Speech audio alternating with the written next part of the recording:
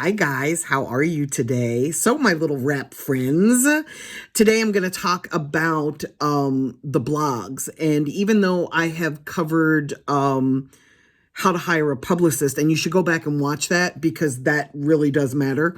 I want to talk about reaching out to the blogs and press runs and the stuff that you can do prior to hiring a publicist and the stuff that you're going to do after you hire one as well. But you hire a publicist when you've got a movement, and in order to get to the point of having a movement, you need to at least reach out to the blog so that they know who you are. It's going to take a while before they post you, but you still need to be reaching out to them to let them know who you are and what you're doing and, you know, what your music is, what your videos are. And I always suggest that the artists do this themselves. And yeah, I know, like, you really need one more thing to do, right? But you're the best spokesperson for yourself, and the journalists, the bloggers, will respect you more when it comes from you. And even if you've got somebody on your team that writes it for you and then passes it to you, and then you add like your own flavor and you actually are the one that presses send, it's just better for you to build the relationship with the blogger. You know, blogs are not as crucial as they were 10 years ago. And I blame us in the industry for that, because what we started to do when blogs became the way that music started to break and catch on, we started buying blog placements. So instead of doing what was right, which is blowing the artist up, letting them have a natural buzz, and reaching out to the bloggers so that they could cover the artist authentically and organically, some of us started paying the bloggers to cover our artists. So what happened was the people reading the blogs realized that it was no longer about how dope you were in terms of coverage or how big your movement was. It was all about money, and it became about even artists that were kind of whack getting coverage on the blogs because the bloggers were trying to make a living. So they were accepting the money, and people in the industry were paying them a lot of money to feature their artists on the blogs. And it really fucked shit up. So fans stopped turning to the blogs for information. And now today in 2020, the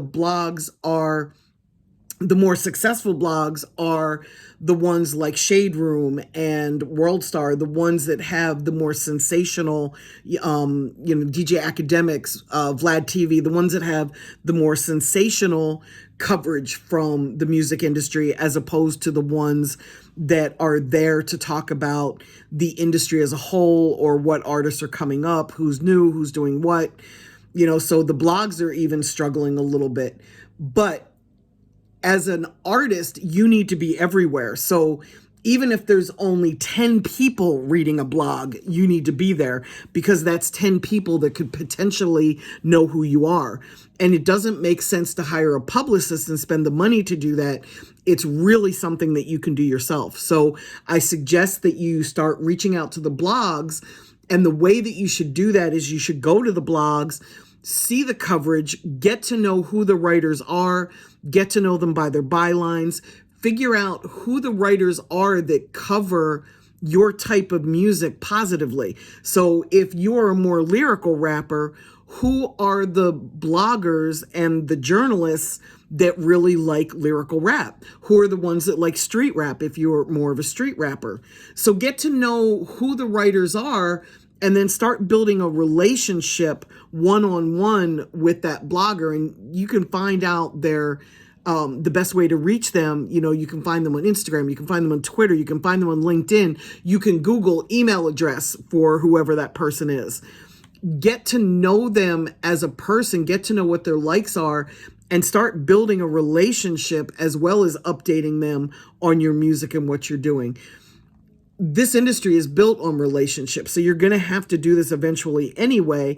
And then when you start to blow up and you start to really get your music out there, those bloggers will become your best advocate and your best cheerleader for what you're doing. I also think that EPKs are more important today than they ever were. And the reason that I say that, and I'm somebody who never used EPKs, but in the past couple of years, I've been using them because sometimes we work in our own bubble and people don't realize how big an artist is regionally when they're based in LA or New York. So an EPK can be a really creative and interesting way to show the bloggers who the artist is, who you are, and how many streams you've gotten, what platforms are your strongest platform, are you doing better on Apple, have you streamed 200 million times, which is your most popular video, what your new single is. It's just a way to update people on what you're doing until you've got a publicist in place. And then the last thing I want to say about media is, and again, go back and watch the How to Choose a Publicist video, because you need to know that too. That's the next step after this. And this is where a publicist will first come in handy, is once you do have a movement and you've really got something to talk about. And again, the publicist is your megaphone. You want to set up a press run. You want to be able to go to New York and you want to meet with all of the bloggers that you've been building relationships with, and the ones that you don't have access to, the editors of the publications. And you want to go through their offices and meet and greet them so that they can see you and take pictures with you and really get to know who you are as a person. And while you're doing these press runs, you're going to do one in New York and one in LA, because that's where the bulk of the blogs and bloggers are located. When you're doing that, or you could do it around a conference like A3C or South by Southwest, because a lot of bloggers attend those as well. But when you do these press runs, you also want to sit down with the folks at Spotify that can make a difference in your career. When you do an LA press run, you want to sit down with the folks at Apple Music. If you're in Atlanta, you want to sit down with Pandora. Get to know the platforms and the people that are responsible for getting your music on those platforms, because as you build a relationship with them, they can really give you a lot of helpful direction and insight as to the best way to utilize their platform to the maximum potential for you as an artist. And you want those folks to know who you are as well. The major labels do this beautifully. They do it all day, every day. And as independents, we need to really step up and do this as well. But you got to find out who the proper person is at the playlist, at Spotify, at Apple Music, at Pandora. And then you need to interact with them just like you do with the bloggers. It's, again, building relationships. So I hope this was helpful. And don't inundate the bloggers with stuff. Don't spam them. But make sure you're engaging them and you're building a relationship. It's not one-sided, and they don't owe you shit. Okay, guys, thanks for tuning in. Bye, rap buddies.